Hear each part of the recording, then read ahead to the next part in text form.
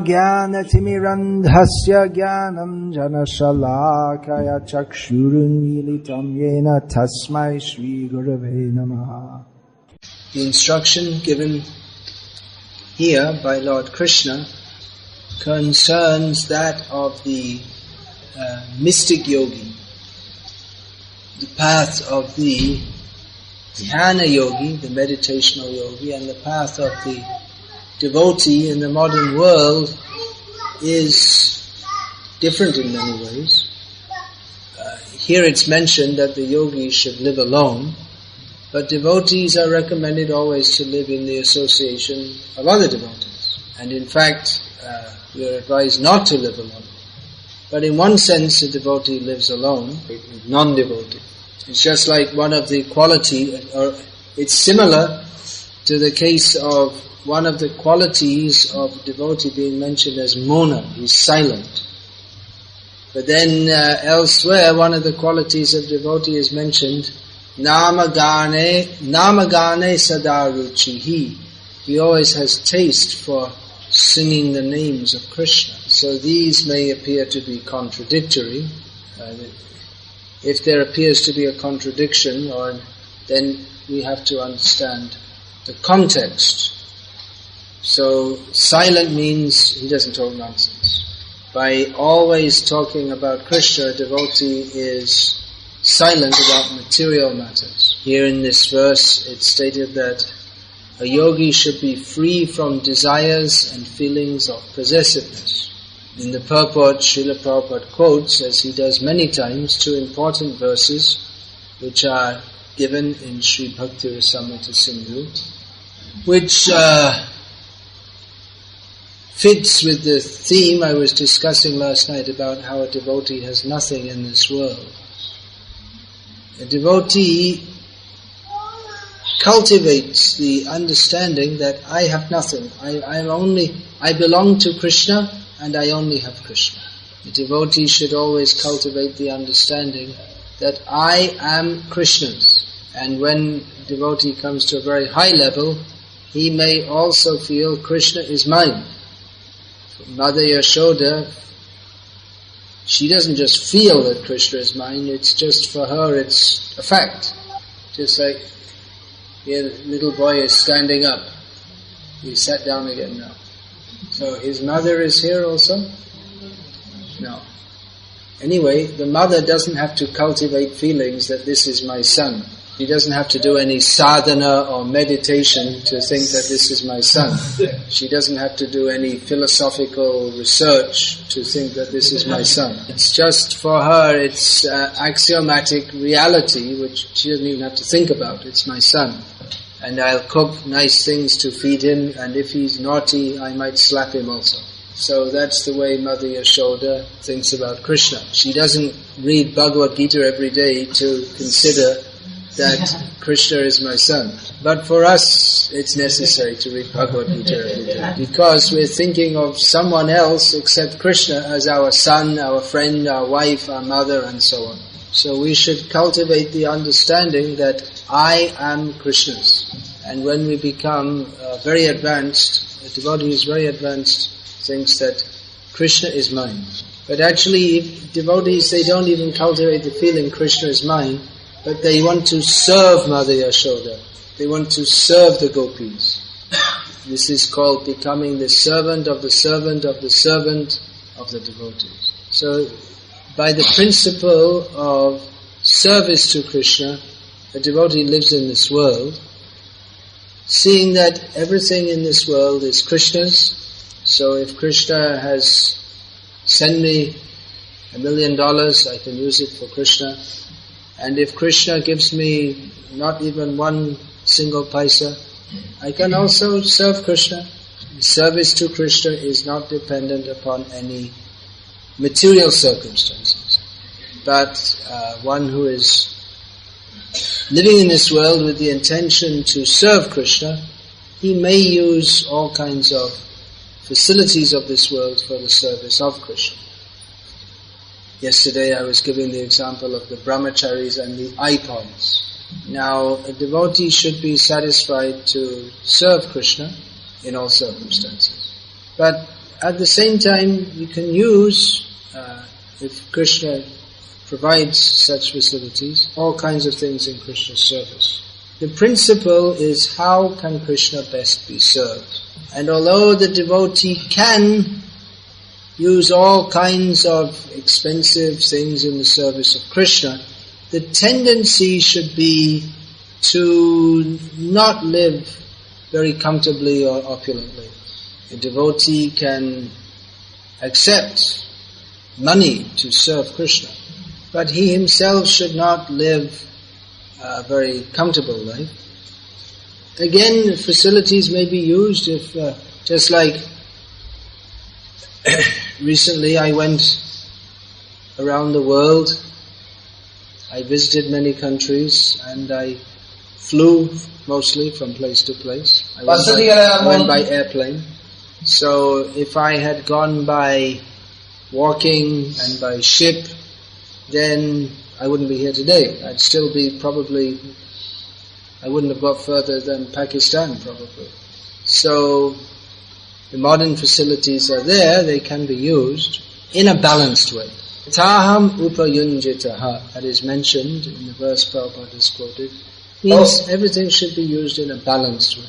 We shall not indulge in luxury. In the Krishna consciousness movement, by the grace of Krishna, money will come. It may be that money will come. I personally experienced several years of living in acute financial circumstances when our movement was just getting established in different countries. But now our movement is quite well established in various parts of the world, and at least in most of India there's quite a good regard for our movement, and many people want to offer financial contributions to this movement, which is good. We can use that in Krishna's service. But we should not be attracted by that financial upswing, nor should we take it for granted. Most of India today, the population is still struggling and not very well-to-do financially. So for many of them, when they take to brahmachari life, it's actually for them, you see, brahmachari life is must be one of austerity, but for many, it's actually more comfortable than any, and they have more facilities than they ever had previously. So we should be careful not to be overwhelmed by that. The sadhus are always advised to be careful of two things. Maya in general. Maya, two principal manifestations are kanak and kamini, which means literally gold and lusty women. So we should not become enamored by money. We shouldn't think, well, I can just spend it freely and it doesn't matter. People will give more money. Srila Prabhupada called one of his disciples an irresponsible prince because he would spend money. Srila Prabhupada himself was very frugal, even amidst plenty. When the Krishna Balaram temple opened in Vrindavan, Srila Prabhupada was personally overseeing all the expenses. He was saying, how much are you spending for food purchases? He would calculate, we have so many men living here, it should cost this much for one man per day, this much atta, this much rice, this much sabji, this much dal. You would tell the town president, you're spending too much. The town president told Prabhupada, Prabhupada, that was the price when you were living here 15 years ago. Prabhupada said, anyway, do it at the same price. So even though that temple, they spent lakhs and lakhs of rupees, but still Prabhupada was watching. Don't waste not even one paisa.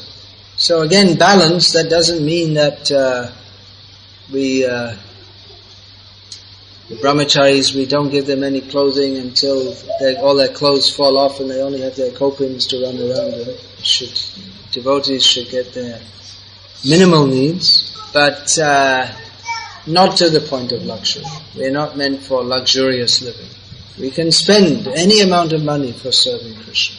And because we have to engage these bodies in the service of Krishna, we have to see that they're looked after properly. but everything balanced. There often comes the question, how much should we push ourselves in Krishna's service? The ideal is nidrahara vihara kadi vijito. We should overcome eating and sleeping. Raghunath Das Goswami would take a little bit of buttermilk in how much he could put in the palm every 2 days. Then he would chastise himself. You see, I'm just engaging in sense gratification to maintain the body. So, who wants to do that? Jai Panduranga is thinking about it. Well, in the early days of our movement, we often used to see devotees, they were like trying to be very austere and this and that. But the problem is that, you see, usually if we're not really ready for that, then we'll get sick and then we can't serve Krishna properly at all. So at the same time we want to push ourselves in Krishna's service. Our revered godbrother Tribhuvanath Prabhu, he was preaching in England and Ireland and Africa, and in the last 15 years or so. Before that he was preaching in the Middle East and India, so many places. Yeah, last 15 years or so, he was preaching in England and Ireland and Africa. So he would organize festivals, and he would often go, for 2 days without any sleep or eating or anything. He would go on leading kirtan for hours and hours together, so his voice, even normally his voice was like this because, so, anyway, he got cancer at a young age and he died. He was maybe 50 or something like that, 50 years old, something like that. So he lived a glorious life, and many people used to say to him, well, you should slow down, you'll get sick, but he wasn't in his nature to stop serving Krishna even for a moment. Our glorious godbrother Srila Jayapataka Maharaj, for years everyone's been telling him to take rest. Now Krishna's arranging, he's taking some extra rest, and we pray he'll come back stronger than ever to lead the preaching movement. But that may not be, to live as these devotees are living may not be possible for or advisable for everyone. A balanced approach may be advisable for most people. In the name of being balanced, we shouldn't be not doing much service. We should do plenty of service, more and more service. We can use any amount of money in Krishna's service, but our tendency for ourselves should be to be frugal. So in the same way, we should see our own abilities, and we say in English, to pace oneself. Should pace oneself. It's the same, just like on a marathon run. If you run very fast at the beginning, then you finish, and then it looks like you're running ahead, but you run out of energy, and then you finish last in the race. You run out, you're very fast in the beginning, and then you slow down. So there's a saying in athletics, to pace oneself. It means you have to go a long way, so you go at a steady speed that you can maintain. And especially at the end, then you make a special effort and you go faster. So in devotional life also we may pace ourselves. Instead of thinking, okay, I have to surrender to Krishna. So immediately, everything finished. A little bit of buttermilk every 2 days. We can maintain that for about 2 days. So it's better to take prasadam regularly. But the tendency should be, while we're being balanced, also ready to push ourselves. Just like some of you go to Tiruvannamalai on the Purnima. And then all night book distribution. So someone might say, well, I have to sleep. Alright, but those who are very dedicated, they will take the austerity, and it is a strain, but it's a good opportunity for preaching, so they take that, and then later they rest. So we just have to live in a way that is conducive for our service to Krishna. We should try to keep healthy, but if we're too much concerned with health, then we can't really do any service anyway. So our first consideration is, how can we serve the mission of Srila Prabhupada and Chaitanya Mahaprabhu in the best way, without being indulgent and without being fanatically attempting to be renounced like the yogis or something like that. But just living a balanced, practical life in Krishna's service. Always serving Krishna to the best of our ability. Now of course for grihastas they have many family, social and occupational consideration. And they have to balance all of these with their service to Krishna, which isn't always easy. Different people have different difficulties, but in Kali Yuga pretty much everyone has some kind of difficulty. But the tendency should be always to think, how can I serve Krishna more and more and more to the best of my ability? If we are sincere to do that, and if we take guidance from experienced devotees, then we can live in this world in a manner that is conducive for our advancement in Krishna consciousness. So be happy in Krishna consciousness. Don't be enamored by the facilities that this movement can offer, but just think how to use everything in the service of Krishna. Always remember, I am a servant. I have to keep on saying this because I'm in a very dangerous position. Now you're all smiling, but it's true. See, I'm always the one sitting on the big seat and giving the lectures. I'm served by others and respected by others. Bhaktivinoda Thakur says about himself, Loye sadhu besh. What is this? Ane upadeshi, ei baro maya ranga. He says that, you see, I'm dressed up like a sadhu and I'm instructing others. This is just a big joke of Maya. So I have to keep on preaching that we're all servants of Krishna, which is true. It's true, right? We're all servants of Krishna. But it's very easy to forget it, isn't it? It's true that we're all servants of Krishna, and it's also true that it's very easy to forget that we are servants of Krishna. In fact, unless we're constantly reminding ourselves and being reminded by others, then we always forget. You see, I'm advising you, but no one bothers to advise me. So I have to advise myself that I am, after all, a servant of Krishna and not an enjoyer of the facilities offered by the devotees. Srila Bhaktisiddhanta Saraswati Thakur, he said that if a guru thinks that he is the enjoyer of the facilities offered by his disciples, then the first uka in guru becomes deleted. That means the word changes from guru to goru, which means a cow. Saeva go kara. A cow, of course, is a very sacred animal, but it's not very intelligent. So you could say that just like the cow is worshipped, so the guru is worshipped, but if he thinks I am the enjoyer, then he's not very intelligent. Alright, Hare Krishna, Krishna Krishna, Hare Hare, Hare Rama, Rama Hare Hare. Is there any question about this? Please. A certain level of ability in Krishna service. What's that? I couldn't hear. We have certain abilities in Krishna. Yeah. Certain level. Ability and some certain level of resources. Yeah. We also try to push ourselves to do more and more service for Krishna. Yeah. We desire that also. We make our ideals also. When Krishna will reward more abilities. When will Krishna reward us with more abilities to serve Him? When will Krishna reward us more abilities to serve Him? Well, I often thought like that myself. I'd like to be able to learn much more verses, but I always forget them. And I'd like to have more intelligence, so I could not take such a long time to write books.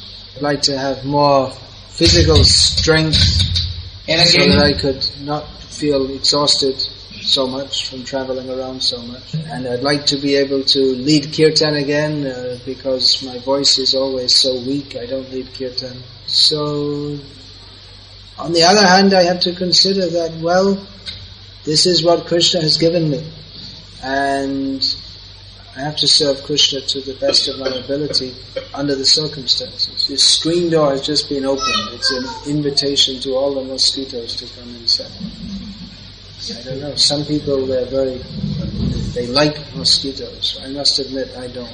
I mean, they're all devotees of Krishna, but I'm not so advanced that I want to invite them all inside. So,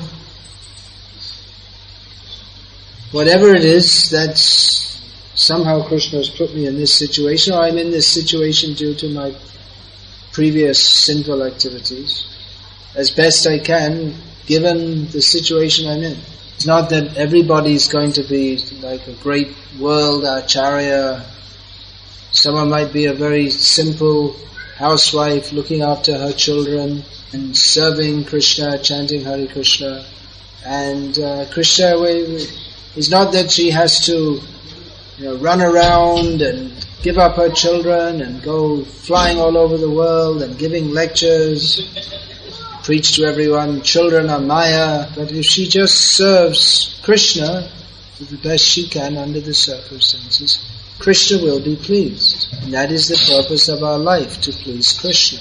So naturally a devotee has the desire to serve Krishna more and more and more. But at the same time, again, we have to understand that we have certain capabilities and abilities. Personally, I'm quite aware of my own limitations. I'm probably not as conscious of them as I should be, but I realize that, I'm this murkha nicha kudramuri bishoy lalosh.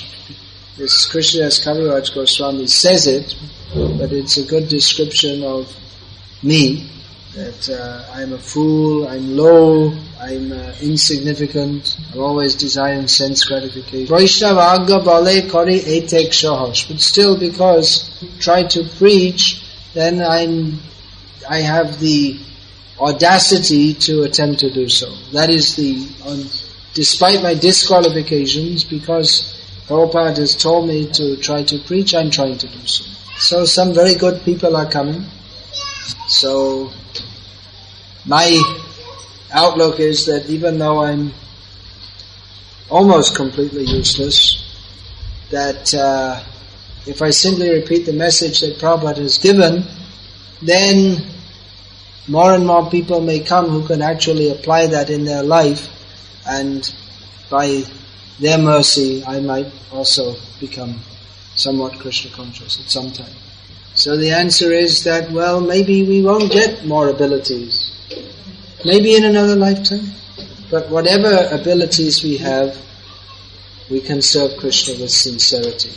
Even if one has not got any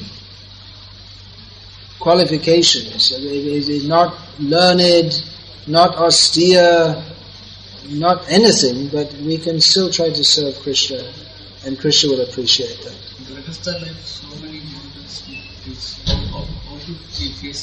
Faith in Guru and Krishna. If you try to sort out the problem, it's just like a tangled knot. The more you try to sort it out, the more it becomes entangled. There's no end to the difficulties in family life, especially designed by Maya to be troublesome, with unending varieties of troublesomeness. Have you seen the kaleidoscope? You look inside it and you turn, you see some colorful pattern. You just move it, and then there comes another pattern. You've all seen that, right? Yeah. So you'll never get the same two patterns again. So Maya is like that. She has unlimited, it's like a complex design. So the complexities in family life, I can't give it straightforward. Even if I try to tell you how to sort out the present situation, then again it'll become another difficult situation. So we just have to accept that that's the nature of life in the material world. And without being too much disturbed by it, chant Hare Krishna. That's the real solution. Just don't become too much disturbed by it and go on chanting Hare Krishna. And as much as possible, you can try to make your family members Krishna conscious. Even if your family members are Krishna conscious, still family life means various difficulties. Just get used to it.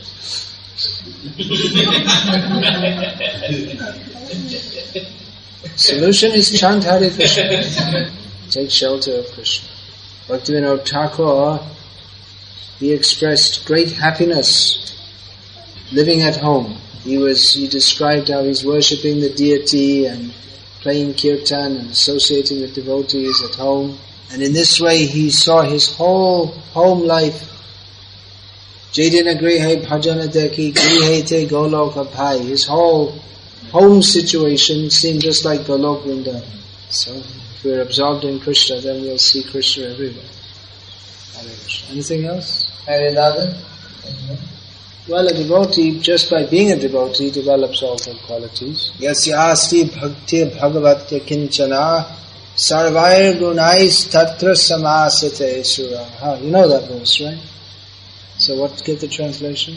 So one of the good qualities of a devotee is he thinks, I don't have any good qualities. Hare Krishna, Krishna Krishna, Hare Hare, Hare Rama, Rama Rama, Hare Hare. Rambanandri. Sorry, I didn't learn any more Tamil. I got Nityananda to learn Tamil. You see, I'm getting my disciples to do all the things which I should do. So now there will be distribution of delicious Krishna prasadam. Not taking only this much buttermilk every 2 days. They can take prasadam. Many thanks to the prasadam team, the ladies who last few years they're coming and they're the prasadam team. Very happily, very nicely